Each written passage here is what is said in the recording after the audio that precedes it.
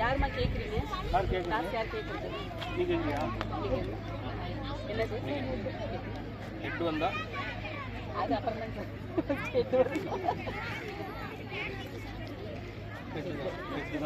என்ன எடுத்துக்கிறீங்க?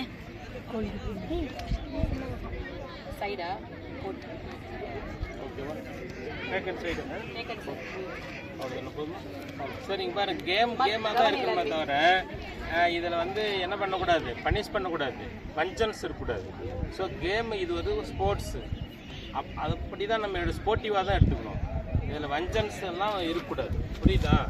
அதில் வின் பண்ணுறதுக்கு ஒருத்தருக்கு தான் வாய்ப்பு, எல்லாருமே வந்து வின் பண்ணுறதுக்கு வாய்ப்பு இல்லை.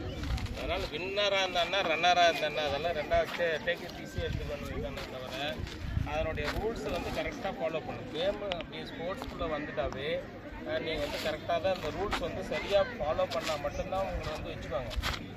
நம்மக்கிட்ட இங்கே முன்ன பண்ண இருந்தாங்கன்னா அப்புறம் அடுத்த லெவலில் போகும்போது நம்ம ரூல் ஃபாலோ பண்ணோன்னா என்ன பண்ணிடுறோம், வேலை அனுப்பிடுறோம்.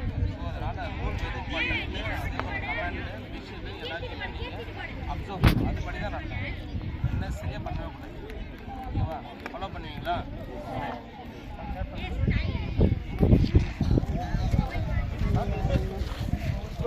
பேர் சொல்லுமா, ஒவ்வொருத்தரும் பேர் சொல்லுங்க. ஏய் வரேன்.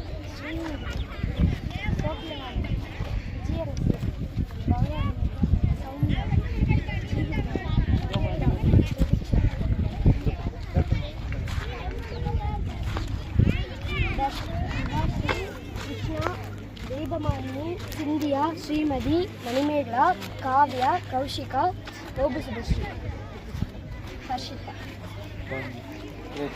ஓகே கேட்டன் ஃபாலோ பண்ணுங்கள். ஏற்கனவே உங்கள் டீச்சர்ஸ் எல்லாம் சொல்லியிருப்பாங்க ரூல்ஸ் அண்ட் ரெகுலேஷன்ஸில் என்ன செய்யக்கூடாது அப்படிங்கிறது.